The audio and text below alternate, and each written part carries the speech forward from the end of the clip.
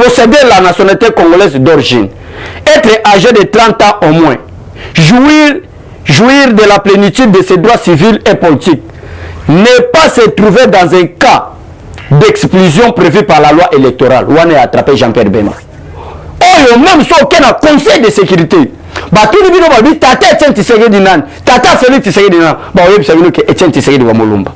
Mais qui peut me prouver qui est la mère de Martin Fayulu? Azam Melchisedek. Parce que tu es malade, que ça n'a pas bota maté. Ayana Mokilba, tu as monné na comme Melchisedek ou Akutan Abraham. On a place dans la zone, que dialogue est ça le matin.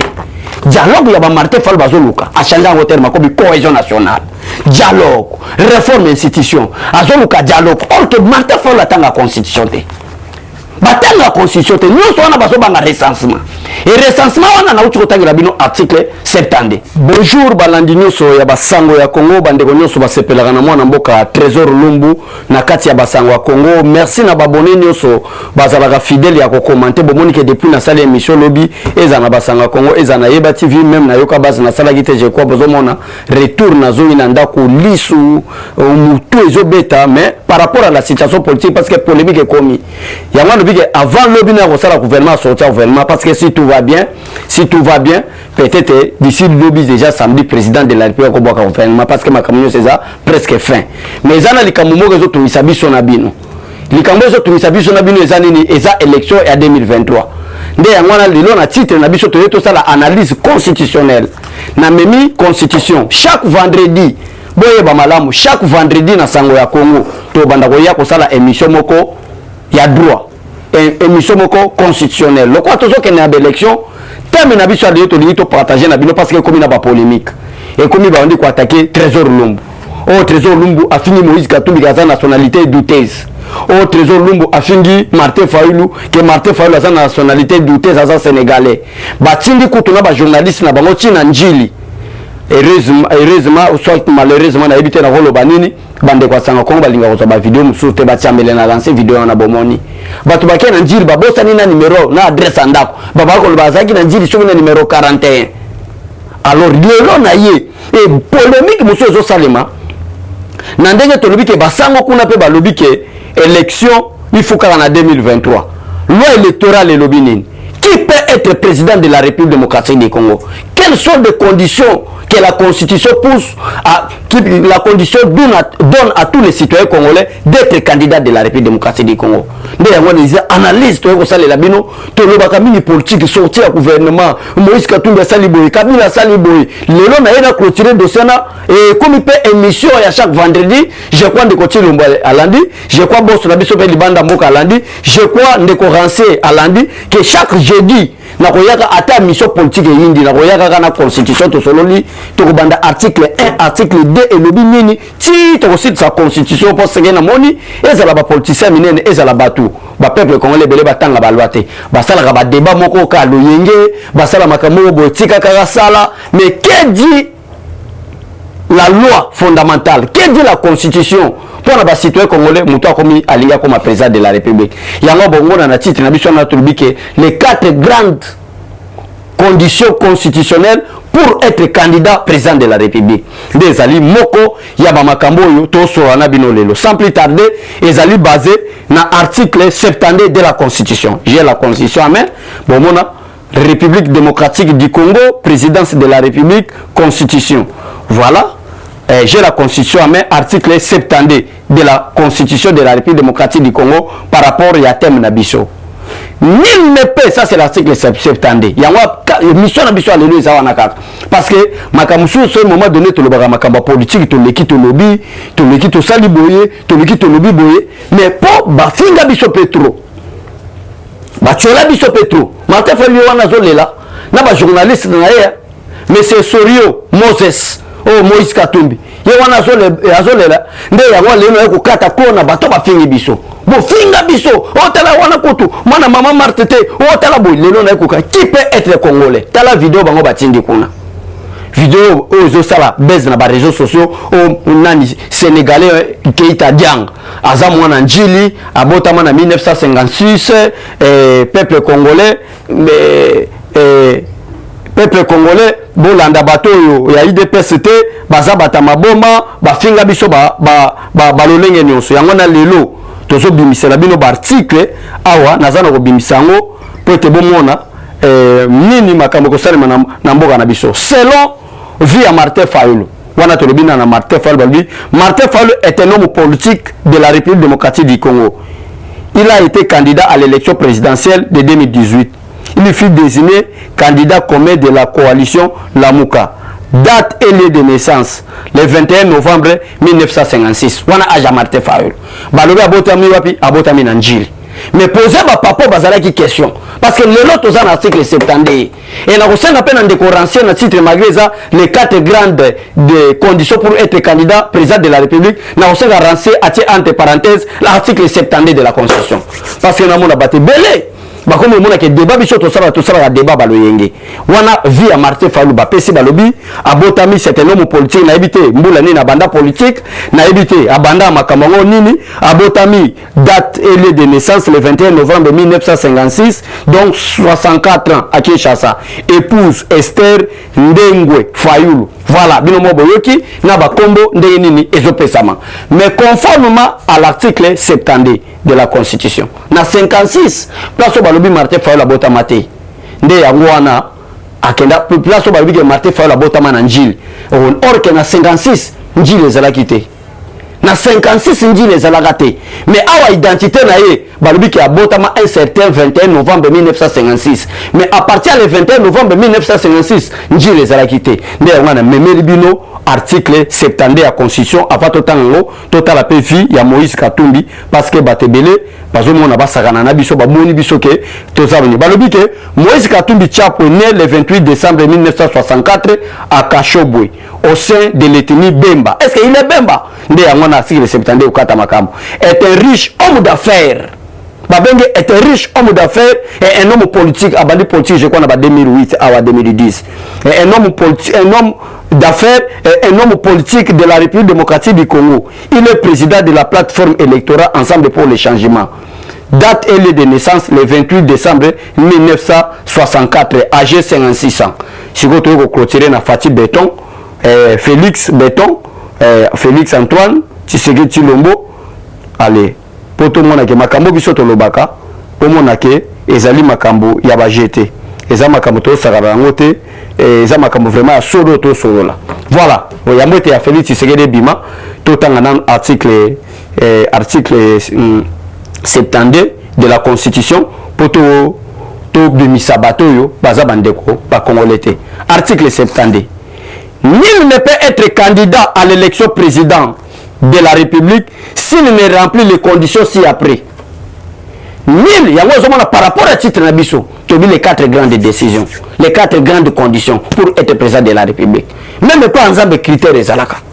Nul ne peut être candidat à l'élection du président de la République s'il ne remplit les conditions ci-après. Des points. 1. Posséder la nationalité congolaise d'origine. Quand est-ce qu'on peut parler d'une nationalité d'origine? Batek ces angouara. Batek c'est yango totang la bi. Le nom na yeli bino te sorti au gouvernement. Le nom na yete boy. Le kola bozo ki ma recensement. Biso pe tozo yela bino ba texte. To texte bino texte le binin. Pourquoi recensement? Pourquoi identification? Yango na moko ya mibeko zo pesa banzela ezali la Constitution de la République démocratique du Congo. Mutuni na lamuka bomona ya boy. Na Constitution. Bana wana balobaka bla bla bla bla. Bana wana bolanda bangote. Boko kangama na ba condition. Boko kangama ezana batu musu bakangami na 2 articles. Ezana batu musu bakangami na tous les 4 articles. Ezana batu musu bakangami na article moko. Lelo to ko prouver bino. Depuis tout ça politique moko lo yengete. Nul ne peut être candidat à l'élection du président de la République s'il ne remplit les conditions ci-après. Posséder la nationalité congolaise d'origine. Être âgé de 30 ans au moins. Jouir de la plénitude de ses droits civils et politiques. Ne pas se trouver dans un cas d'exclusion prévu par la loi électorale. Ou on est attrapé Jean-Pierre Bemba. Balingi recensement te. Balingi identification te. Or que identification per recensement. Tokoye bango na article 72 alinéa 1 na point 1 nango o balobi était posséder de la nationalité congolaise d'origine. Il y a a posé une question à l'internaute. Comment est-ce qu'on peut parler que cet individu a une nationalité d'origine congolaise? S'il est né de mère, d'une mère congolaise et d'un père congolais. C'est ça la nationalité congolaise d'origine. Mais par rapport à des députés, bon, législateur, président de la République, poste de la président de la République, est sacré, qu'on est capable de poste. C'est aujourd'hui l'article 100D qui peut être député national. Pour moi, la différence c'est que pour sa présidence, on ne peut pas donner à n'importe qui. Ce qui peut être à cause de l'esclave. Article 100D de la Constitution. Oui, le bi pour na makambo kozala ba sénateur. Yoka ba le bi boy. Nul ne peut être candidat aux élections législatives. Na kata élection législative. Tozali bongo na assemblée na sénat. Ne a les élections législatives. Que ce soit l'Assemblée provinciale. Nul ne peut être candidat aux élections législatives s'il ne remplit les conditions ci-après. 1. Être congolais. Bon, il y a une différence dans l'article 70 où il y a président de la République. Il y a président de la République qui posséder la nationalité congolaise d'origine. Mais l'Assemblée nationale peut Sénat, il être congolais. Donc, vous avez papa, maman, à choisir à partir de l'âge de 18 ans, alors qu'il y a un congolais, congolais, à quoi il peut congolais? Alors, on a commandé sénateur, on a commandé député, ce n'est pas un problème. Mais poste, il y a institution président de la République. Pour devenir président de la République, bah insister dans le législateur, bah le bien te posséder la nationalité congolaise d'origine. Mais comment est-ce que nous sommes que Mouto Aza la nationalité congolaise d'origine dans le recensement Basango? Dans le recensement de Kodonase Chole, dans le recensement pasteur ou prêtre Fridola Mbongo, dans le recensement pour identification, qui est le père de Martin Fayoulou, qui est la mère de Martin Fayoulou, Nanyaza Tata Moïse Katumbi, Nanyaza Maman Moïse Katumbi, dans le recensement et identification. D'ailleurs, il y a Tali Sabino, que Bissoto Lobaka Makamba Pambate, Bissoto Lobaka basé par des principes, pour te peuple congolais Mona, que Makambo Bissoto Loba solo, Makambo Bissoto Zagoloba. Il y a un et puis c'est polémique dans Martin Fayoulou. Vidéo est circulée. Bon, on a vraiment qui tient na tchango pour pas que nous la famille naï. Mais il y a un si vous avez reversé. Il y a un reversé que y a des azana azana congolais. Nda ke kotinda kuna. Na adresse anda kuna bango bazo ebate. Na bisika aza bazo ebate. Kaka za congolais. Nda ya ngozo mona impact. Ne place mission notre commission na langage moko pour na koloba été oui aux élections. Oui, à l'élection ou aux élections de 2023, mais à une seule condition, recensement et identification.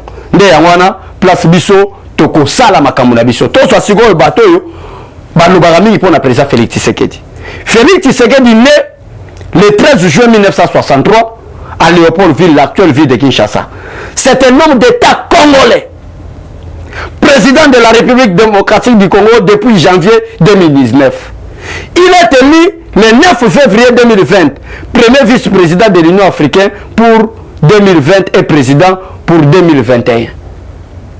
Date et lieu de naissance, le 13 juin 1963, âgé 57 ans. Épouse Denise Nyakeru Tshisekedi, président de la République démocratique du Congo.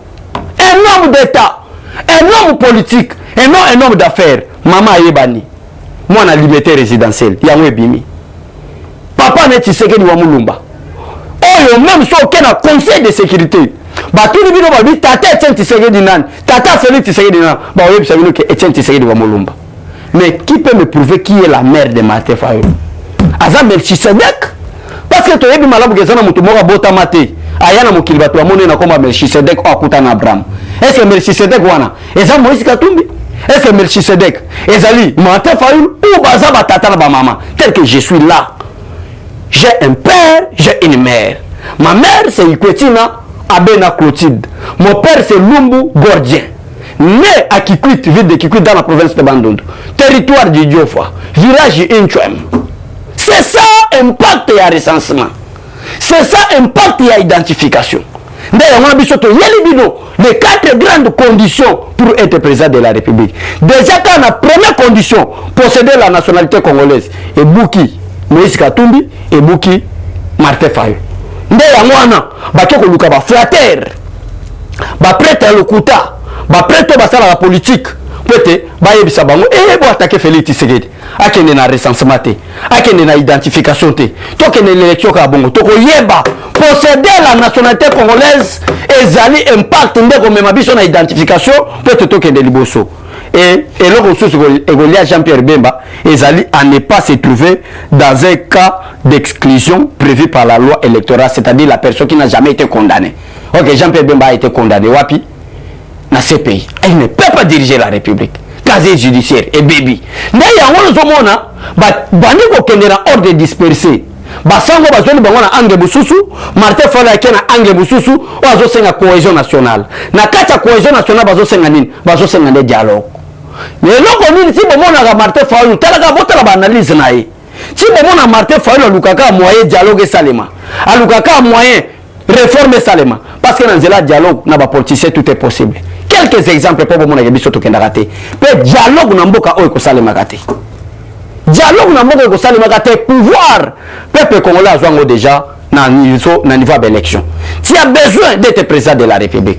Remplir les 4 conditions constitutionnelles pour devenir président de la République. Et non, dans le dialogue. Si vous avez un chaque fois le dialogue. Avant le président Félix Tshisekedi, on a des années. Et ça, on a été adversaire, nous sommes compliqués président de la République. Ceux qui ont une identification pour recensement, tu as un candidat à président de la République. Tu as un candidat. Alors, tout ça, tu as un dialogue parce que dans le dialogue, tu as discuté. Dans le dialogue, on a fait quelques exemples. Le mandat du président de la République est de 5 ans renouvelable une seule fois. C'est-à-dire s'il a bien travaillé dans les premiers 5 ans, le peuple a passé deuxième 5 ans 10 fois. En dehors de 10 ans, aucun de sauter. Mais prenons par exemple l'exemple de Joseph Kabila. 2016, c'est ça qui 10 ans mandat électoral ici. Mais l'homme politique, le leader emblématique, est capable d'accorder surtout dans les pays africains, il en a eu 2 ans pour être baillé. Il y a un na Corée à Senko et personne Kabila sous 2 ans pas comme en 2018. Pour la nina pese exemple wana. Pour la pese exemple pour le baiki na nzela dialogue. Bana posta nenge caméra kangama. Caméra ninga sana boloko kuna. Akochiko sa so candidat président de la République conformément aux 4e condition. Donc na Bemba na Vital Kamerhe bazali frappé na 4e condition à ne pas se trouver dans un cas d'exclusion prévue par la loi électorale. Ou on a infraction pour la candidat président de la République et retenir Jean-Pierre Bemba et retenir Vital Kamerhe. Moïse Katumbi na Martin Fayulu bakangi bango na condition numéro 1 au balubi était posséder la nationalité congolaise d'origine. Alors tout ça la mine pour compliquer président de la République. Tout boya recensement. Yango zo wana babati. Bakomi hôtel ma recensement na bambongo bakomi hôtel la recensement na bani parce que bato tamu to kene na bango boyi ndeba koti ko zala ba candidat président de la République président Félix Tshisekedi zala candidat ni parce que pour être semi azwa candidature na yo comme candidat président de la République il faut remplir les 4 conditions prévues par l'article 70 de la Constitution. Alors to salani to banda ko ambrier Félix Tshisekedi dialogue to kene dialogue pour le dialogue wamba olobake ba Kamerhe babima. Ok, Kamerhe a prisonnier politique était. Kamerhe a prisonnier parce que aïbi mongo ya l'état. On a besoin association de malfaiteurs pour compliquer la vie sociale du peuple congolais. Babando salani to bimisa Kamerhe. Donc on a ba so ba kangami na ba piège. Il y a un principe établi. Les babandi côté ma président Félix Tshisekedi. D'ailleurs on a vu que d'ici samedi gouvernement Zobima, to bana déjà hôtel sabato, mais to prouver le peuple congolais que confiance au peuple sabiso to zala ba blablati.